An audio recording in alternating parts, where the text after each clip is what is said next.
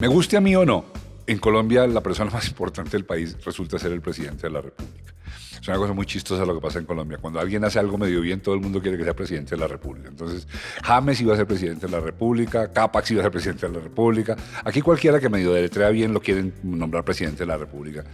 Y en realidad yo creo que el presidente de la República sí es un tipo muy importante, pero no como en Colombia, que es medio rey y medio tirano. Y de todos los presidentes de Colombia, que sin duda fueron y son importantes, porque sí o porque no, generalmente porque no, encontré que había uno con el que yo quería hablar, y realmente es el único con el que quiero hablar de los presidentes de Colombia hasta el momento. Con Petro la cosa va como regular, yo todavía no sé si voy a querer hablar con él.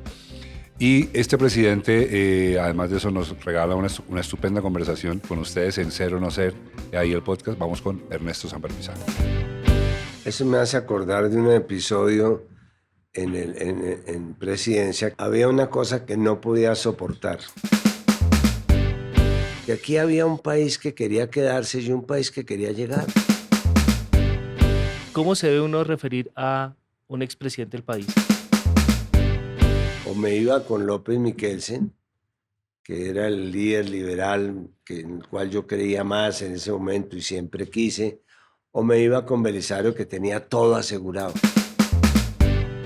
Y se me atravesó una tentación muy grande, que fue la tentación de Luis Carlos Galán. Colombia no se puede gobernar por estrategia ni por planificación. Colombia se gobierna por crisis. A mí me pasó que tenía un vicepresidente que cada vez que iba yo al baño era a ver si podía tumbar él también el avión.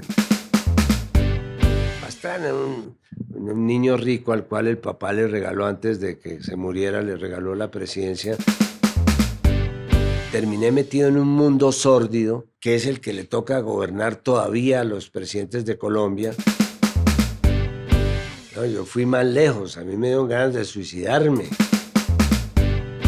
Vivimos las mismas circunstancias conyugales, ella con su marido y yo con mi mujer. Y yo soy Germán Daniel León, el encargado de que esto suene maravillosamente. Antes de comenzar el podcast, quiero decirles que sería buena idea que se suscriban, que le den like, que lo comenten, que lo pasen con los amigos y que además vayan a nuestras otras redes sociales, porque estamos en todas, para que seamos una comunidad grande, para que seamos. Y también quiero contarles un secreto buenísimo. Hemos decidido hacer un concurso y el concurso es el siguiente. Primero, usted tiene que estar en todas nuestras redes sociales: Instagram, TikTok, Facebook, por supuesto Spotify y YouTube. Y a través de Instagram debe enviarnos un video de 30 segundos donde nos cuenten qué están haciendo. Ojo, no qué están haciendo, sino qué está haciendo. El video que sea más espectacular, que nos llame la atención y que nos guste, a esa persona de ese video lo vamos a invitar acá a hacer un podcast con nosotros para que salga al aire. Entonces, seamos una comunidad, seamos. Y ya sigue nuestro podcast. Los dejo con Mauricio y el expresidente Ernesto Samper Pizarro. Voy a arrancar por mostrarle cartas. ¿Cómo le digo a este man? Presidente, expresidente, doctor Samper. Y yo pienso, pero de aquí para atrás hemos tenido gente tan valiosa como él y yo no he tenido lío con eso. Yo voy a ser leal con los anteriores. No voy a dar títulos y por eso le pido de antemano que sepa que el que no le diga ni presidente, ni don, ni Ernesto, no obedece ni a arrogancia ni a arribismo, sino a justicia con los previos. Eso me hace acordar de un episodio en Presidencia, que había una cosa que no podía soportar. Tengo un trato muy afable, muy amable, muy cercano, ya lo verá en este programa. Pero yo le dije tal vez a dos que estaban conmigo, a José Antonio Vargas, que era mi secretario, le dije: a mí hay 3 cosas que me irritan. Que en un consejo de ministros alguien me diga Ernesto, que me tutee o que me dé consejos. Y teníamos consejo de ministros esa mañana y un personaje muy querido, muy conocido, que no le voy a decir el apellido porque ya murió además, en pleno consejo me dice: Ernesto, te voy a dar un consejo. ¡Ay, ay, ay! Todo No. junto. Y ahí lo cogieron los otros y lo reventaron a carcajadas. porque es ridículo. Entonces yo, por ejemplo, tenía un trato formal en los sitios formales. A los ministros no les decía que hubo Robertico, que hubo hermano, Josecito o Josecilita, sino les decía ministros. En un COMPES o en una comisión asesora de Relaciones Exteriores, Consejo de Ministros, que quedan grabados para la historia. Queda la cosa más ridícula que aparezca uno diciendo, Santiaguito, ¿usted qué opina del Estoy lío de de la acuerdo. Haya? Y mire, para aclarar, que pareciera una cosa menor, pero no es menor. No es menor porque yo no quiero aquí jugar a ser confianzudo. Ya le conté por qué no le digo ni presidente ni doctor. Pero anoche estábamos hablando con mi hijo, que trabaja para este podcast, tiene 22 años, está en este momento viajando, y hablábamos de todo esto que está pasando con Petro y eso, que no vamos a hablar de eso ahora, no se preocupen. Yo no soy petrista, pero lo que está pasando me parece un drama horrible, todo lo que está pasando con su hijo y todo esto. Y su señora bailando tongolele en la televisión y todas esas vainas. No tiene nada de malo bailar tongolele, pero yo creo una cosa, Ernesto, y por eso me sumo a eso. El poder y la autoridad deben tener majestad. No puede ser que un juez de la República llegue al despacho en pantaloneta y oyendo Walkman. No, no, no, no. O que esté acostada en la cama No, mientras no, tú tienes- sí, hay una cosa que se llama la majestad, ¿no es cierto? El poder tiene algunas formas que son las que lo hacen respetable, pero no son formas arcaicas, es decir, es un trato respetuoso, darle el tratamiento a la persona que tiene el título de ministro, sin exagerar. Ahora, yo creo que eso no implica que no haya espacios de informalidad, de camaradería, que no se tiene uno que estar respetando, pues cuadrándose todos los días. Y a mí me parece que para ponerle algún punto sobre el tema de Petro y eso, aquí yo he entendido muchas de las cosas que están pasando, porque aquí había un país que quería quedarse y un país que quería llegar. Y llegó el segundo. Entonces hay que darle tiempo a ese segundo de que medio se acomode en el poder, por favor, si lleva 6 meses. Entonces que se acostumbre a las formas o que desarrolle nuevas formas más cordiales o menos cordiales, que puedan tener la capacidad de expresarse, inclusive cometer errores. Es que el país había sido muy avaro con una generación de personas que jamás hubieran tenido la oportunidad de llegar al poder, a cualquiera de estos espacios, si no gana la izquierda que representaba a Petro. Un segundo, Es un segundo, que es tenía que ver con Ah, la pregunta. dale. Porque basado en la pregunta que hizo Mauricio, mi duda como ciudadano es, ¿cómo se debe uno referir a un expresidente del país? ¿Sí? ¿Hay que seguirle diciendo señor presidente o le puede decir expresidente sin que eso sea agresivo? U otros insultos que aquí uno Otros aplica. insultos. Sí, no, en cuyo caso no hubiéramos hecho ni el programa. Sí, sí, sí. No, pero yo creo que varía, pero en general en Colombia los que hemos sido presidentes nos siguen diciendo presidentes. Y les quiero contar una anécdota que me pasó con mi nieto muy divertida en lo que yo llamo el Transmilenio del Chile, del chisme, que es el paseo peatonal que hay en Cartagena, en la bahía. Entonces yo salí a pasear, recién dejaba la presidencia con mi nieto, que estaba pequeño, y toda la gente me decía, adiós, presidente, ¿cómo va, presidente? Y mi nieto muy interesado me dijo, oye, abuelo, ¿y por qué te dicen presidente? Tú ya no eres presidente. Entonces le dije, no, yo fui expresidente. Yo soy expresidente, pero fui presidente, por eso me dicen presidente. Entonces seguimos caminando y de golpe otro me volvió a decir presidente y mi nieto, que tenía por ahí 6 años, le dice, no, no, no, no. Él no es presidente, él es expresidente. Y mi amigo por mamarle gallo le dijo, ¿y tú quién eres? Digo, yo soy exnieto. Venga, lleguemos a esta conversación.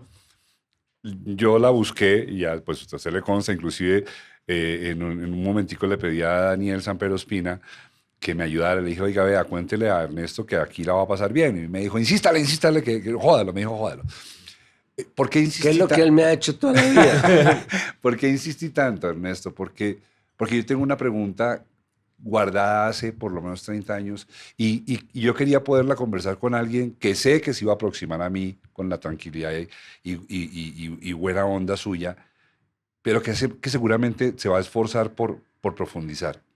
Es una pregunta muy tonta, pero no tiene nada de tonta. Yo veo lo que está pasando, por ejemplo, con Petro. Y hablo de Petro porque Petro, aunque no es de mi corriente ideológica, me cae bien, me cae bien, pienso que es un hombre que se merece respeto. No me pasa así con todos, no me pasa así con todos. Hay expresidentes aquí con quien yo no querría hablar. Y lo quiero preguntar, ¿uno por qué quiere ser presidente, Ernesto? Pero contéstemelo de verdad desde lo existencial, desde lo fundamental. ¿Uno por qué quiere ser algo tan difícil? Mira, yo podría buscar explicaciones psicoanalíticas, recurrir a Freud, pero la verdad no sé, uno nace. ¿Cuándo quise yo ser presidente? El primer sentimiento de querer ser presidente lo tuve cuando tenía 7 años, que me llevaron a un desfile por la carrera séptima para hacerle un homenaje a Alberto Lleras, que acaba de llegar a la presidencia. Y yo vi a Alberto Lleras en ese balcón del Palacio de San Carlos de Nariño. Es el balcón que da sobre la carrera séptima. Y yo dije, uy, a mí sí me gustaría estar ahí algún día. No sé, En esa época la casa todavía era el Palacio de Nariño, en no era San Carlos todavía. era el Palacio de Nariño, pero después volvió al Ok, Palacio de San sí, sí. Carlos. Pues tal vez por refacciones o lo que fuera.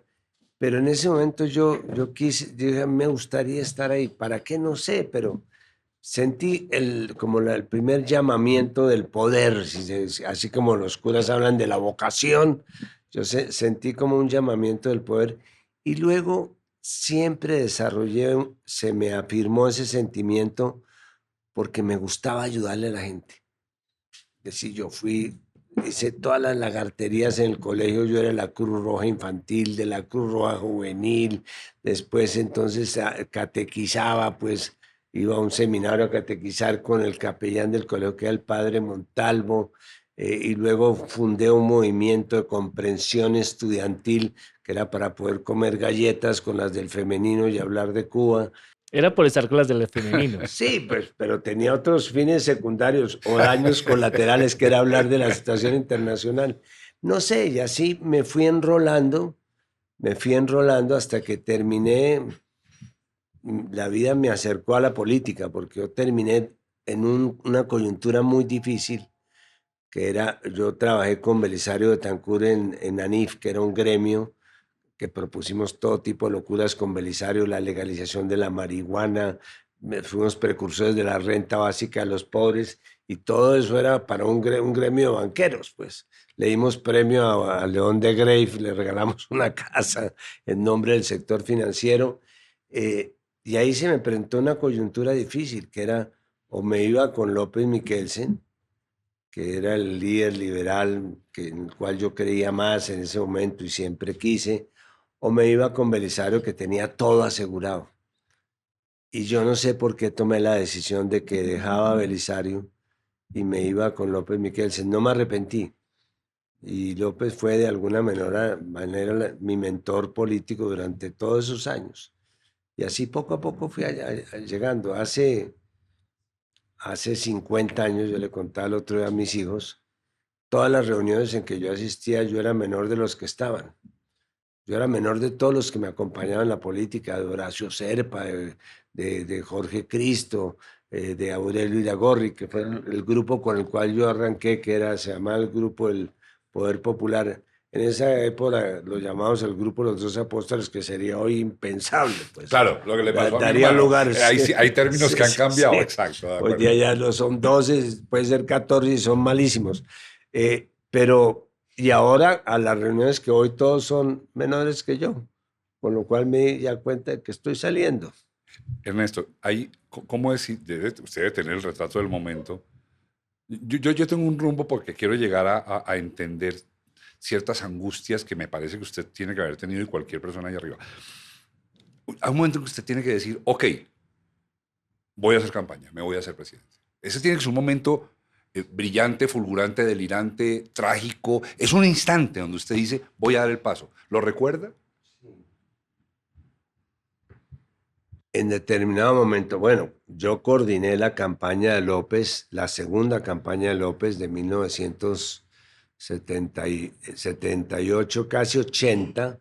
Él se lanzó en el 82 se lanzó. Porque él fue presidente 2 veces, ¿cierto? Pero no López seguidos. no. No, López fue candidato. Fue candidato 2 veces. 1980. O sea, en esa época podían volver a ser presidentes dejando un periodo Sí, entre uno y el estaba otro. permitida la reelección. Entonces yo dije, coordiné la campaña, nos fue como los perros en misa. Inclusive yo estuve en una lista de Senado que se hundió, la llamaban la lista del Titanic, porque nos hundimos todos. Y yo dije, bueno, yo o vuelvo a arrancar o me salgo de la política. Y se dio la coyuntura de crear un instituto de estudios liberales.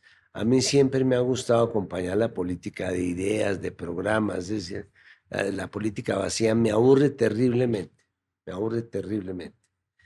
Entonces yo comencé a buscar espacios, armé un grupo de trabajo en el cual había gente muy, muy capaz, que se reunía con el doctor López en un instituto de estudios liberales.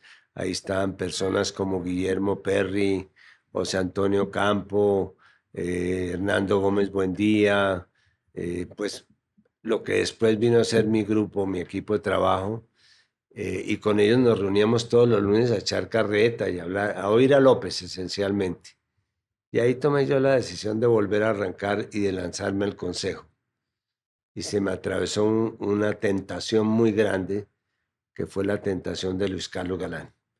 Luis Carlos Galán, que era muy amigo de Daniel, mi hermano, comenzó a proponerme que por qué no encabezaba yo la lista de Senado, que hiciéramos una alianza los dos. Y no sé, yo dije, no, yo quiero llegar solo. O sea, yo prefiero llegar solo que en el bus de Galán. Inclusive teníamos algunas diferencias ideológicas. Galán era un tipo muy republicano, muy santista, era muy de centro. Y yo me sentía que ya tenía una cierta veleidad de izquierda. Y aún cuando me hicieron el atentado en 1989, ya después de que yo ya había sido elegido senador y todo eso, Galán todavía me seguía proponiendo que hiciéramos política juntos.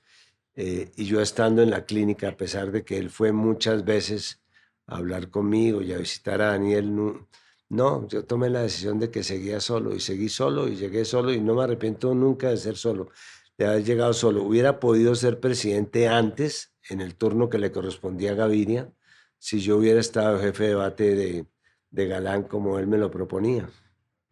Y bueno, uno llega ya y 7 de agosto entra ¿A usted le tocó Casa Nariño o San Carlos?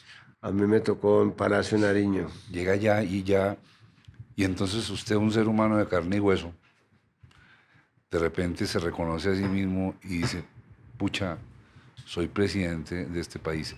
¿Qué pasa ahí? ¿Nada? ¿O uno no duerme? ¿O cómo es esa vaina? No, mire, primero, mi primer día de gobierno, que no sé si me ha oído ese cuento. Pero repítalo. Alguna vez se me olvidó. Yo me preparé para gobernar. Y me vestí con mi uniforme de gobierno el 7 de agosto. El 8 de agosto me puse mi vestido azul, mi corbata roja. Le dije a Jackie, bueno, mija, me voy a gobernar. Llegué, llamé al consejo. Perdón, veamos la escena. Usted se levanta, se viste y le dice a Jackie, me voy a gobernar. Me voy a gobernar. Entonces llego a las 9 y convoco Consejo de Ministros. Íbamos a aprobar el CISBEN, los programas sociales, que era lo que más me interesaba. Y a las 9:15 me llama Bejarano, que era el del DAS, y me dice, se voló Chupeta. ¿Quién es Chupeta? Le digo yo, un narco. Le dije, pues cójalo. ¿Qué hace? Estoy gobernando. A las 10 llama Humberto Martínez, que era el ministro de Justicia, y me dice, no aparece Chupeta. Yo, ¿ustedes creen que Chupeta está aquí en Palacio o qué? Vaya, búsquenlo. Estoy gobernando. Y yo seguía llamando a los ministros. A las 11 llama el embajador de Estados Unidos. el caso de Chupeta es muy importante porque es cartel del norte, cartel del valle, va a dañar las relaciones. Yo dije, carajo, ¿qué es lo que está pasando aquí? A las 12, Rosso José Serrano. Para ponerse la corta, a la 1:30 estaba yo en un sitio que llamaban Salón de Crisis, 8º sótano hacia abajo en el palacio, lleno de arañas y de satélites y de conexiones, con toda la asustaduría, la Contraloría, la Fiscalía, la Procuraduría, con todas las chichines, porque no sé, los organismos de inteligencia, todo, Mijín, Chichín, Pipín, habían todos los organismos de inteligencia averiguando dónde estaba Chupeta, la mamá de Chupeta, Chupeta en Cali, Chupeta en Medellín, la moza Chupeta, Chupeta en Bogotá, Chupeta en Barranquilla, qué le gustaba a Chupeta, qué comía Chupeta. ¿Cuál era la chupeta que chupaba? La Chupeta. A las 6 de la tarde volví extenuado. Me dijo mi mujer, ¿cómo te fue? Le dije, no apareció Chupeta. Y así se me fue el primer día de gobierno. Ahí descubrí algo muy interesante, y es que Colombia no se puede gobernar por estrategia ni por planificación. Colombia se gobierna por crisis. Uno llega por la mañana, es que crisis hay hoy, no, que se están quemando los montes abajo. Entonces uno se pone a apagar los incendios y luego viene la crisis de las 12, que se volaron los narcotraficantes de la cárcel. Entonces a esa es la que mata, la de por la mañana, y por la tarde llega uno. Entonces uno se vuelve un experto en manejar crisis. Y yo a los presidentes amigos, los presidentes cercanos, generalmente cuando aparece la primera crisis, creo que se le va a mandar eso a Petro, les mando un documento que es lo único que yo escribí personalmente durante la presidencia, que se llama Consejos para manejar crisis presidenciales. Son 8 o 10 hojitas de apuntes que tomé de cosas que me parecían prácticas. Venga, usted aquí llegó a un punto en el que quiero aclararle, necesito poner cartas sobre la mesa. Yo en este podcast hemos ido aprendiendo que para que el podcast sea lo que queremos que sea, yo tengo que poner cartas, porque usted no se me va a desnudar si yo no le muestro cositas. Okay. Yo te muestro el montón. Sin que sea usted Amparo Grisales. Exacto, ni más faltaba, por Dios. Nada más lejano. Mire. Para desnudarme, pues. Sí. Mi inclinación política hacia usted no es ni favorable ni desfavorable. Yo hacia usted no tengo pasiones, claro. Eso es bueno que lo sepa. Por eso me preguntaban ayer, ¿usted lo va a controvertir? No, yo al podcast no invito a nadie a controvertir, yo invito a conversar y el Y dejo constancia que el navastalero amigo mío era su hermano Fernando. Fernando, sí, yo sé. Que en paz descanse. Yo lo conocí a usted, estaba sentado en la cafetería con él, sí. Y me lo presentó. Y yo era niño en términos de madurez emocional, eso cuando usted entra al gobierno. Y pues me parecía chévere que una persona liberal, que un hombre de una familia decente, de una familia decente en los términos bogotanos, gobernara, no más allá de eso. Yo ya había oído que a usted Clean le decía el bojote, y eso me parecía como, ¿por qué Clean me dio el bojote? Y llega usted y arranca a gobernar, y sucede algo que, aún en ese momento, con muy poco criterio político de mi parte, muy poco, yo consideré un acto de una gran canallada. Independiente de que los resultados fueran los que fueran. Pero el acto de Andrés Pastrana me pareció de una canallada profunda, me pareció un ejemplo de lo que es un canalla. Y yo me pregunto ahora, ese momento, y se lo voy a extrapolar ahora el momento este horrible que debe estar pasando Petro cuando aparecen las declaraciones de esta señora en semana y dice esas cosas sobre su hijo. Ernesto, ¿qué se siente? ¿No se siente mucho miedo? ¿No se siente mucha angustia? ¿Qué pasa cuando a ustedes se le explota eso y usted dice, todos mis planes acaban de quedar obstaculizados por semejante monstruo que me han puesto enfrente? Si es así, o yo estoy exagerando y eso no es tan grave. No, primero uno no está preparado para eso. A uno lo montan en un avión que va a 10.000 pies de altura, le dicen el motor izquierdo está fallando, no hay gasolina suficiente, la brújula se dañó, nos vamos para Pasto, para Barranquilla. Los pasajeros de turismo se están dando en la jeta con los pasajeros de primera. Las azafatas las persiguen. Es decir, es una situación, y le dicen a uno, ahora manéjelo. Y además a mí me pasó que tenía un vicepresidente que cada vez que iba yo al baño era a ver si podía tumbar él también el avión. Y Perdón, ahí, ¿quién era el vicepresidente? ¿Podemos decirlo? pues es historia, Sí, yo sé, pero pues como por... Humberto Lacalle, con el cual nos amistamos después, muchos años después, porque nos amistó La Paz. Dejo constancia, somos amigos hoy día.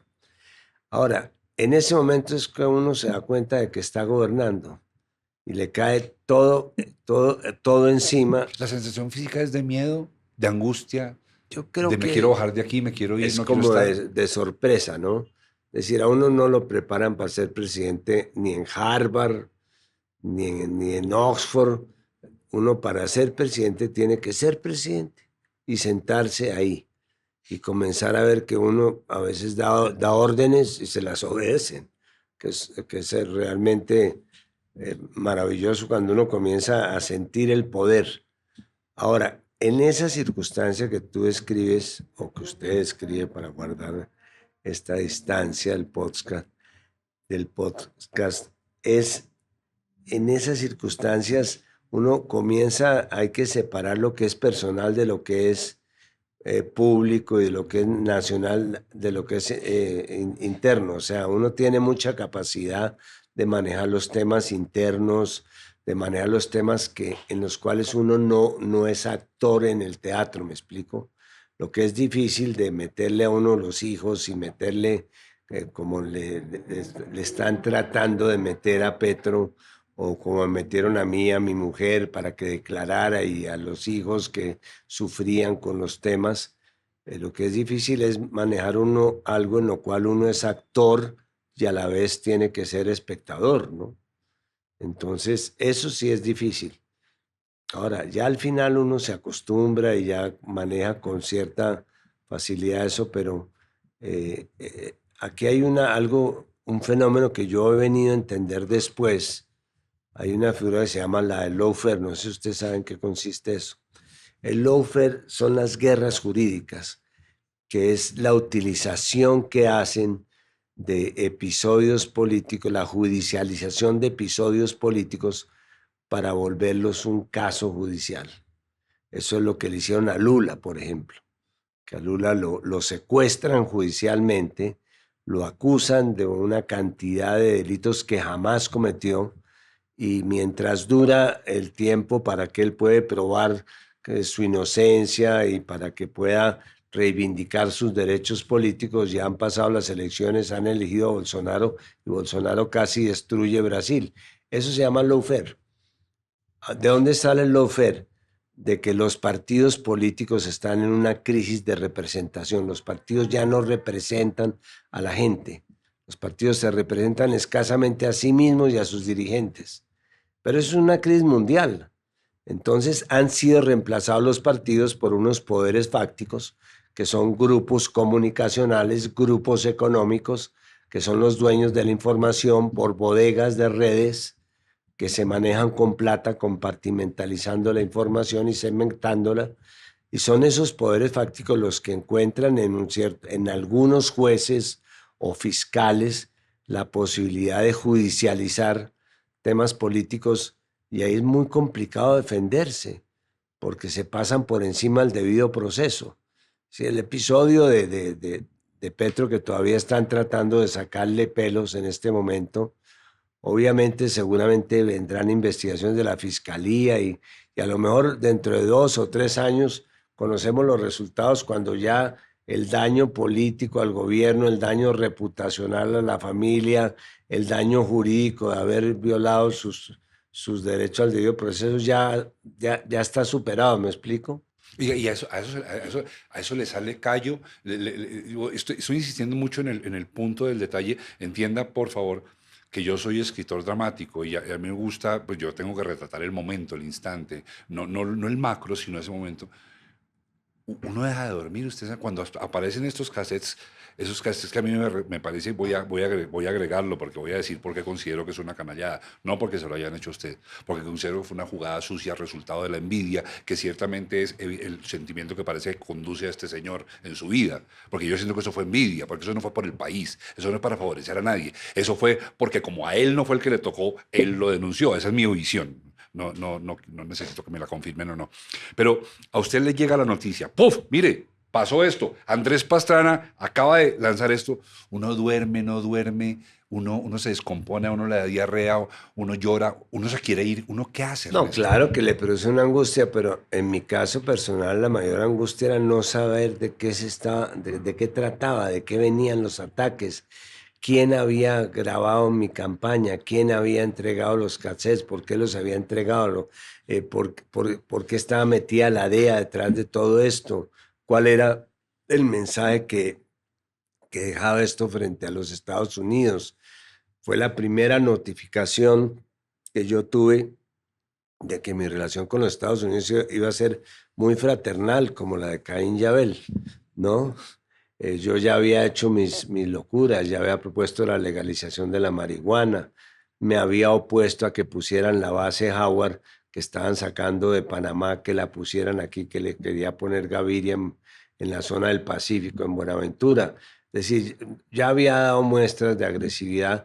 Entonces, el hecho que estuviera involucrado los Estados Unidos hacía que el tema de Pastrana fuera absolutamente circunstancial. Pastrana era un niño rico al cual el papá le regaló antes de que se muriera, le regaló la presidencia y se le regaló como la obtuvo él, denunciando la existencia de fraudes. Y ellos han tenido una relación bastante equívoca con la legitimidad electoral. Paradójicamente son los únicos que han alegado fraudes para desconocer elecciones y son los dos únicos que se han beneficiado de fraudes para llegar al poder. Es increíble, pero ha sido así. Entonces, la verdad es que no era tanto la figura muy menor y muy mezquina de Pastrana, pues que tan mezquina que terminó involucrado en fiestas de pedófilos con niños en las islas. Ese era su destino.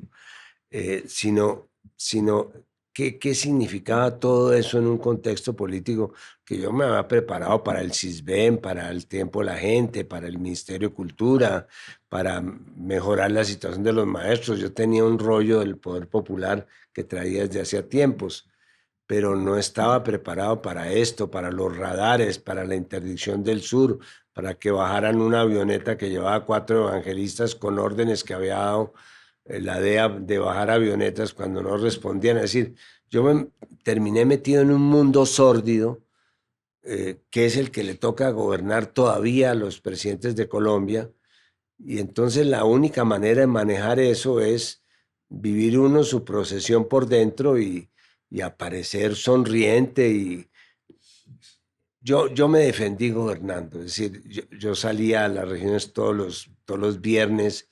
Yo dije, estos lo que quieren es dañarme mi agenda, no me voy a dejar dañar la agenda. Y nunca pasa que uno se quiera ir, que uno diga, miren, ¿sabe qué? Me voy, agarren su país. Como dijo el general, fue el general Massa que dijo, No agarren, sé. les dejo su mundo de mierda. ¿No les da ganas de hacer eso eventualmente? No, yo fui más lejos, a mí me dio ganas de suicidarme. Cuando metieron heroína en el avión, que me la metieron cuando yo iba a Nueva York, y supe de la existencia de la heroína y la descubrimos antes de irnos porque me querían era hacer un escándalo. Pues imagínese el presidente Llevando de droga. Colombia con heroína en el avión presidencial. Eso era una torta deliciosa de comerse. Yo inclusive preparé una pastilla de cianuro. Y yo le dije a mi mujer, si a mí me llegan a tratar de coger en Estados Unidos, yo me meto la pastilla. Imagínese que cuando yo estaba estudiando en Londres, Noemí Sanín era la embajadora y yo tuve contacto con la embajada por algunas razones oficiosas, nada muy importante. Y yo tengo un problema grande con Noemí Sanín, ¿no? El famoso partido publicado cuando la del Palacio de Justicia no se lo perdonó y no se lo va a perdonar nunca. El partido de fútbol cuando estaban destruyendo el país. Y yo le pregunté, oiga, ¿cómo hace una persona como Ernesto Samper para mantenerse y salir a la tribuna sonriendo? Y mantenerse como enérgico, como que no pareciera que no le estuviera pasando nada. Y ella me contestó una cosa que para ese momento yo no entendí muy bien. Se la voy a revelar aquí. Primera vez que revelo esto. Esto fue una conversación no privada, pero no había más gente. Me dijo, Prozac. ¿Es verdad? Por favor. Prozac debería ser lo que tomó ella antes de mandarme una carta, porque es que ella era compañera mía de curso. Tuvimos los hijos el mismo año. Vivimos las mismas circunstancias conyugales, ella con su marido y yo con mi mujer. Ella fue la que me dio el almuerzo de recibimiento cuando yo me posesioné y mandó razón cuando estaba de embajadora en Inglaterra, que ella se iba a retirar porque quería salir a defender mi causa y mi inocencia y salir a defenderme a mi cosa, que me pareció pues muy loable de su parte. Y escribió la carta más miserable que yo he recibido de una persona amiga, diciendo pues que yo era culpable y que venía a encabezar el movimiento prácticamente a tumbarme. De ella todavía no se le ha terminado su complejo de culpa, porque yo tengo una teoría, y es que, en lo cual sigo a mi papá, y es que el problema de los odios son del que odia, no el que es odiado. Que fulanito tal lo odia, uy, cómo debe estar sufriendo. Y no reconozco enemigos, 2 o 3 que no me gustaría por ahí verlos por la calle, pero de resto yo no gradúo enemigos, porque como decía Turbay, uno gradúa enemigos y le ejercen. Sí. Mira, ayer Daniel, hágale.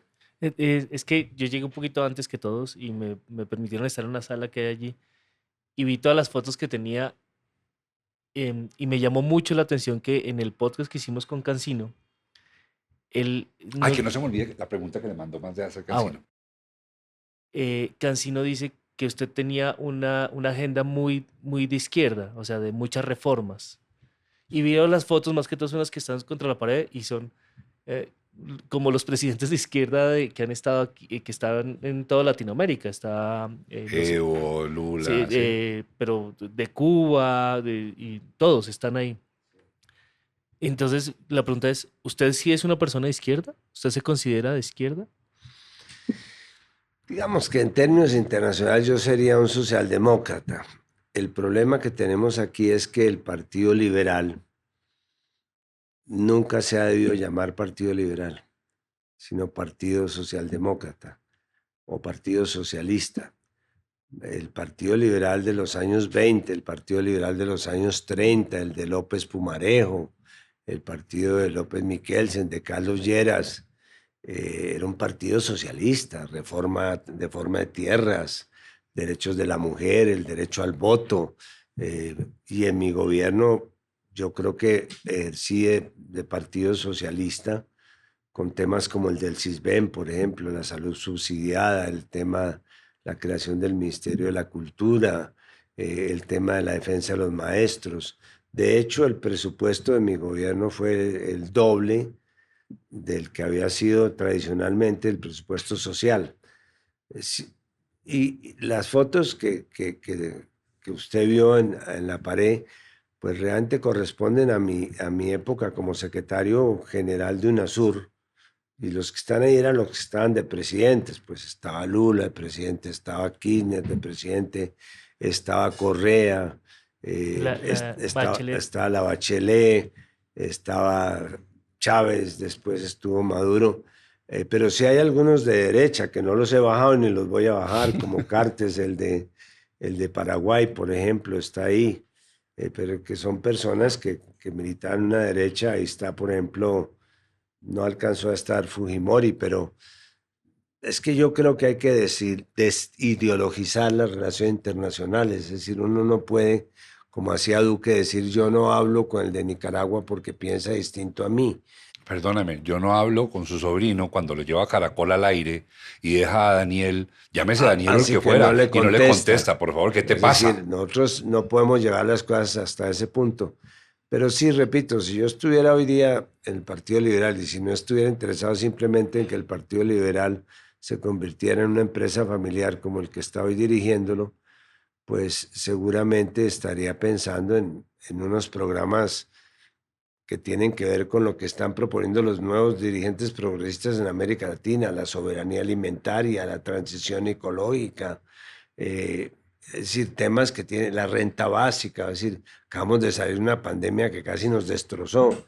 Eh, ese, no he tenido una actitud dogmática frente a los temas de izquierda, pero sí me siento más un dirigente progresista de izquierda. Ernesto, ayer o antes de ayer oí el podcast, no, la transmisión que hacen los Danieles, estaban hablando del problema de este de Petro y Daniel, su hermano, hizo un chiste buenísimo que ahora se me olvidó, pero es un chiste donde dice que a veces el problema es que el presidente tiene una familia que le causa problemas, pero a veces hay familias que tienen un Que le causan presidente que le problemas causa a uno. problemas. Sí. Y bueno, eso fue muy simpático. Además, A porque él él le siempre salió muy bien. molesta, Le siempre salió que muy sale el bien. número 8000 hace algún Ahí chiste. y la métrica del chiste le salió muy buena como es natural en él. Ahora, cuénteme un poquito de eso. ¿Cómo era para usted allá arriba? Porque la otra pregunta se la tendría que hacer a Daniel Papá y a sus hermanos, pero para usted allá arriba sabiendo que estaba metiendo en calzas prietas a personajes como Daniel Samper Pizano, su hermano. ¿Y cómo era eso? ¿Qué pasaba en el comedor de la casa en el almuerzo? ¿Lo regañaban? ¿Qué pasaba?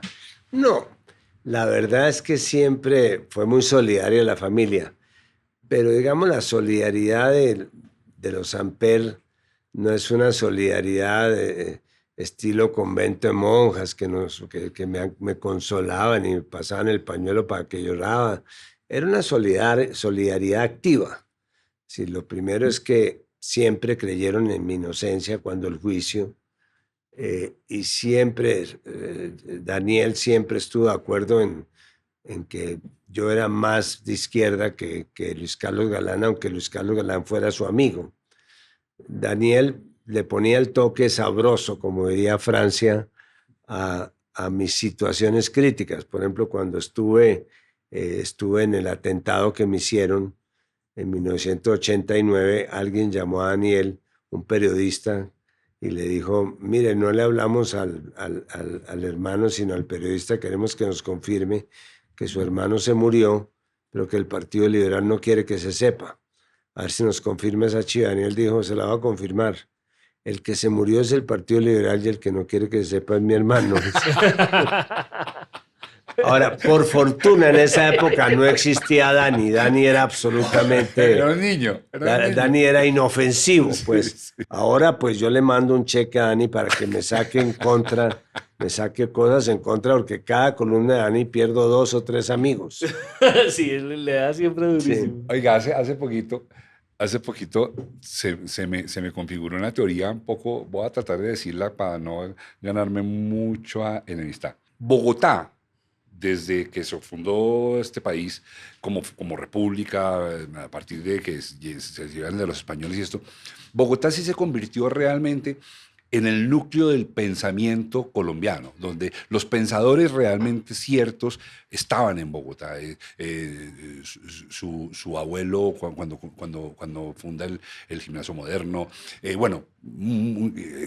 cantidades de personas que en Bogotá, los López, independiente que me gusten o no políticamente, eran gente de pensamiento elevado, profundo, iban más allá de los hechos, se preguntaban las cosas, había conceptos éticos, filosóficos, epistemológicos alrededor de todo, aunque no se llamaran así, pero había un núcleo de pensamiento que permitía que además eso, Bogotá gobernara.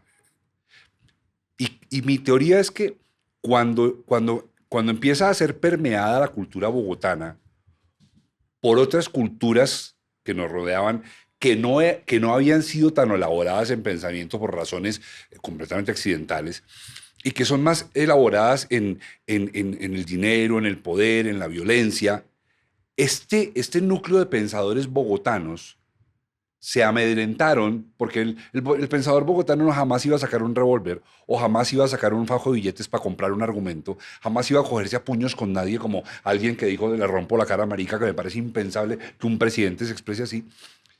Y yo creo que como era un núcleo de pensamiento tan elaborado y cero violento, se dejaron arrinconar. Y entonces cundió el pensamiento de lo barato, de lo inmediato, del dinero, del machete, del rompo la cara marica. Y ese pensamiento colombiano hoy está arrinconado. Y ahí hay unos reductos, como por ejemplo, pues sí, Daniel, su sobrino, y gente que hace algunas cositas, pero el pensamiento que trajo a Colombia como república y que llamó a Bogotá alguna vez la Atenas Suramericana, se extinguió. ¿Qué piensa de esa teoría? No sé, no.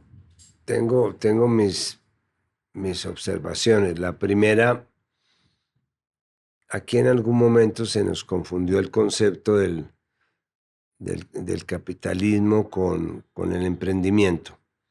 Yo creo que mis antepasados no fueron capitalistas, sino emprendedores. Los Amper fundaron aquí en Bogotá la fábrica de cementos, trajeron la luz eléctrica que pues fue la revolución de Bogotá. Pasar de casas de bareca oscuras a casas de cemento con luz, pues fue una gran revolución, pero no la hicieron movidos por apetitos económicos, porque tuvieron inclusive que salir a vender las empresas ya en los años 20 o 30 cuando no las pudieron sostener. Pero además de eso trajeron otras iniciativas como por ejemplo el Gimnasio Moderno, que es un colegio masón, para decir la verdad, en momentos en que toda la educación era confesional, todos los curas y las monjas eran los que trazaban las líneas, los perfiles de los nuevos educandos. Llegó un experimento como el Gimnasio Moderno, como el tema de los Boy Scouts, el tema de la Cruz Roja, que eran actividades que traían generalmente como, que las trajeron como empresarios. Yo creo que también hubo un cierto vacío que permitió que aquí llegaran oleadas de migrantes que no necesariamente le hicieron daño a Bogotá. Por ejemplo, la llegada de toda esta generación de costeños, de Julio Mario Santo Domingo en la empresa, de Gabo en la literatura, del maestro Obregón en la pintura, la colonización del vallenato gracias a López Miquelsen. La costeñización de Bogotá fue muy importante porque de alguna manera nos demostró que había otro país. Usted se acuerda, bueno, usted no es tan viejo como sus hermanos, pero yo me acuerdo, por ejemplo, yo nunca en mi vida vi un partido de béisbol en la televisión. ¿Cuándo vio usted un partido de béisbol? Y el béisbol era el deporte de la costa, el Pacífico totalmente olvidado. Entonces, yo creo que esta amalgama que se hizo en Bogotá cuando ya vino la colonización de la costa Caribe, cuando vino inclusive el tema de los paisas buenos que llegaron, porque llegaron los paisas que trajeron pues toda la cultura del café y todo lo que fue en los comienzos del siglo XIX con la industrialización y también la gente del valle. Yo creo que todo eso de alguna manera alimentó una cosa distinta que fue la metropolización de Bogotá. Es decir, Bogotá se volvió... Aquí esta es la única ciudad que pues, se puede considerar metrópoli. Aquí hay, no sé, hay 1 millón de boyacenses, hay 500.000 costeños que viven y que tienen inclusive sus propias identidades. Todo eso para terminar diciéndole que tienen razón en la última parte, pero la última parte llegó con el narcotráfico. Es decir, si aquí no hubiera llegado el narcotráfico, no hubiéramos vivido el sentimiento de desidentificación, el sentimiento de capitalismo, de enriquecimiento ilícito, no hubiera alterado tanto los valores como los alteró. Nos hizo mucho daño y nos sigue haciendo. ¿Y dónde se equivocó Colombia? O sea, ¿cuándo tomó la decisión equivocada para que creciera el narcotráfico? Pues ¿Dónde lo legitimó? Si usted me pregunta a mí, yo creo que cometimos el error de no haberle puesto una tranca al narcotráfico cuando comenzaron a aparecer los cultivos de la marihuana en los años 80. Aparecieron los primeros cultivos de marihuana traída a México. ¿La tranca era pelear contra ellos o la tranca era, no sé, yo la propuse en su momento y me llovieron rayos y centellas? Hubiera sido la legalización de la marihuana. Si nosotros hubiéramos comprado esa marihuana en la Sierra Nevada y la hubiéramos botado o utilizado para cualquier fin, tal vez no hubiéramos pasado de la marihuana a la coca, de la coca a la cocaína, y ahí nos metimos en esta espiral perversa y maligna. Venga, me pidió Iván Cancino, con quien tuvimos una conversación. Óigala, fue muy divertida. Con él tenemos... Además habló muy bien del presidente. Sí, habla muy bien de usted, por cierto. Y yo de la familia.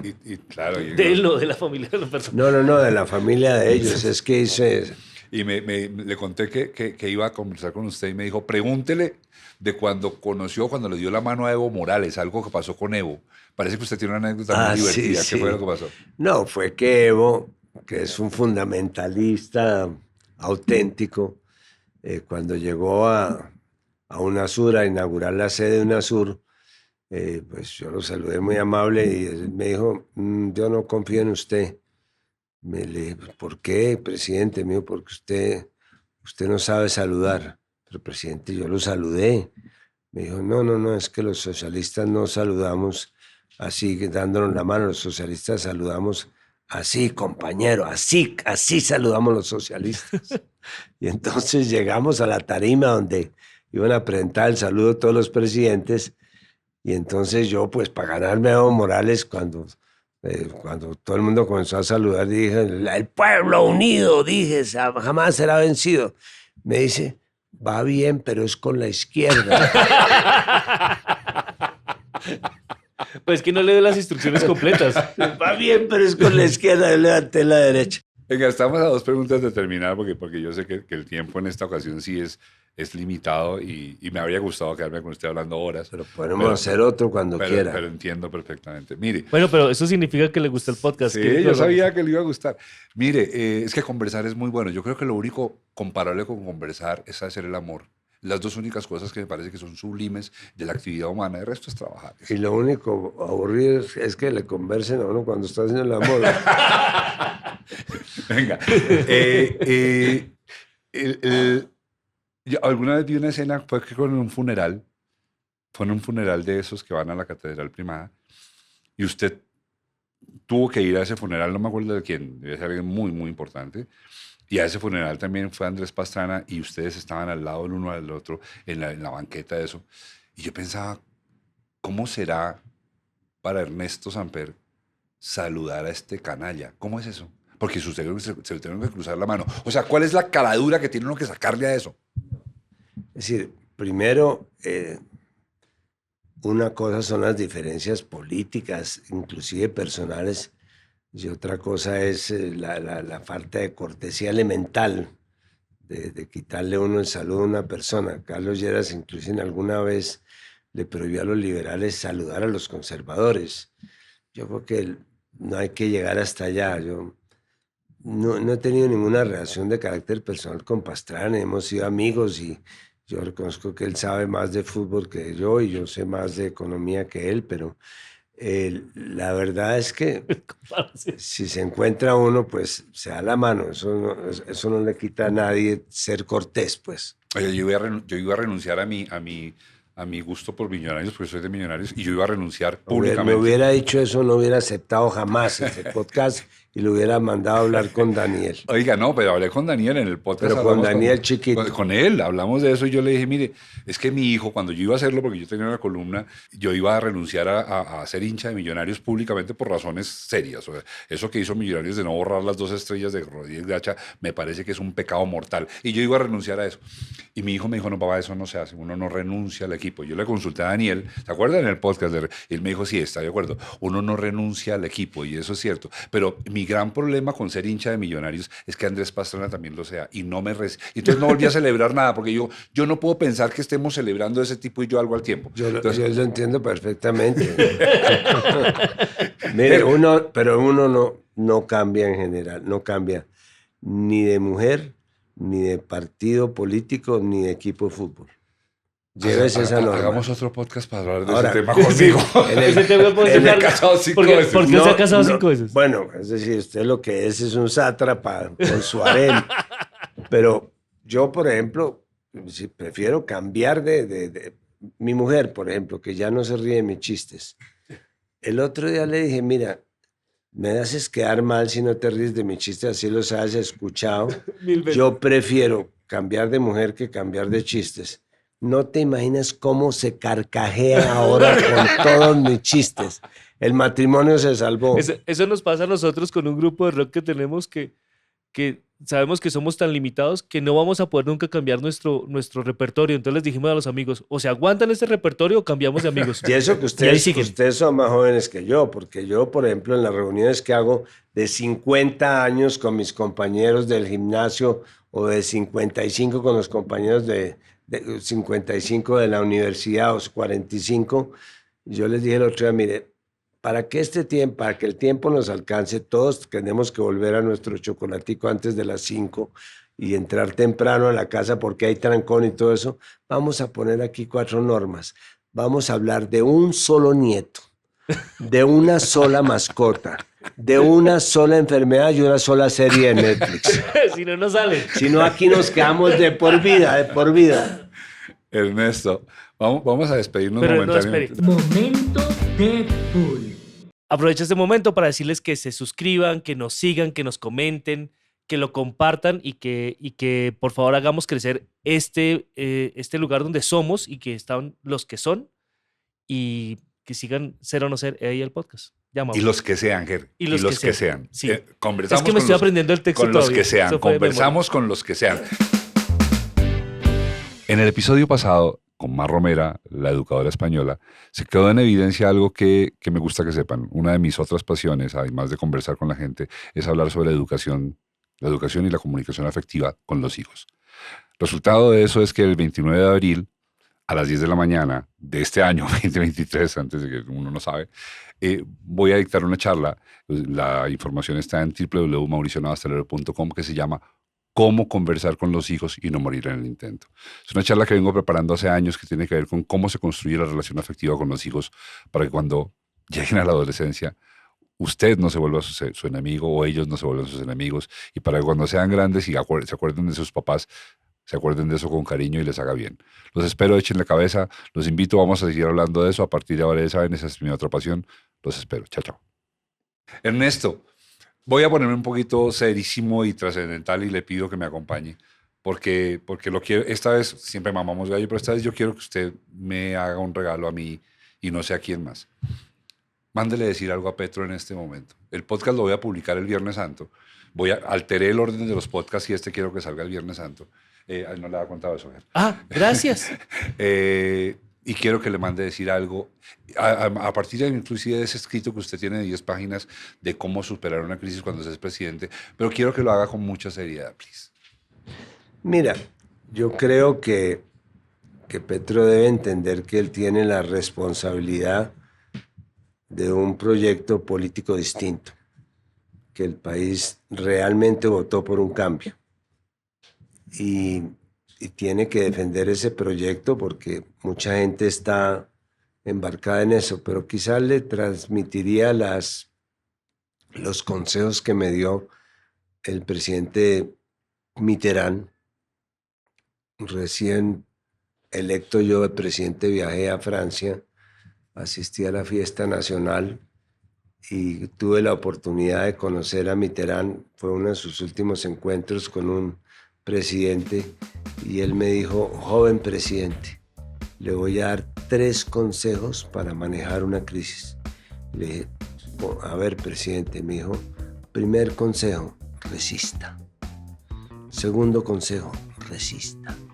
Tercer consejo, resista. Esos serían los consejos que le diría yo a Petro: resista, resista, resista. Son muchos los temas y las preguntas que se me quedan por hacerle a Ernesto Samper. Muchísimos, muchísimos. Me gustaría tener una segunda oportunidad de esta conversación. Ojalá la logremos. Pero entre tanto me quedan claras algunas cosas. Y es que a los que les gusta el poder, les gusta el poder. Y una vez estando allí, no sufren tanto como sufriríamos cualquiera de nosotros, ciudadanos de a pie. Me parece bien que haya gente a la que le interese el poder. Tengo claro que yo soy de los que no le interesa el poder. Pero hay una pregunta que sigue sin resolverse, y es: ¿por qué diablos quiere uno ser presidente de la República? Nos vemos. Chao, chao. Antes de despedirnos del todo, nos interesa que sepas cuál es el equipo que trabaja en este podcast. En la presentación y dirección está Mauricio Navastalero. En la producción de audio y locución, Germán Daniel León. Producción general, Evelyn Tamayo. Producción en línea, Sare Dorante. Diseño de logo, Germán Daniel León III. Diseño gráfico, Julián Girales. Social media, Daniel Cetina. Community Manager, Mayra Montaño. Postproducción, Ana Moreno y Juan Pablo Vargas. Coordinación de postproducción, Angie Barros Martínez. Gestión digital en YouTube, Fernando Navas Civic. Música por el maestro Camilo Correal. Este es un contenido de Valencia Producciones. Si te gustó este podcast, danos like y suscríbete. Así te enterarás de los siguientes episodios. Y si no te gustó, mándaselo a tus enemigos. Igual nos sirve que nos escuchen. Muchas gracias. Chao. Este podcast se puede ver también en YouTube. Se puede escuchar por Spotify y todas las plataformas de podcast que existen y que lleguen a existir.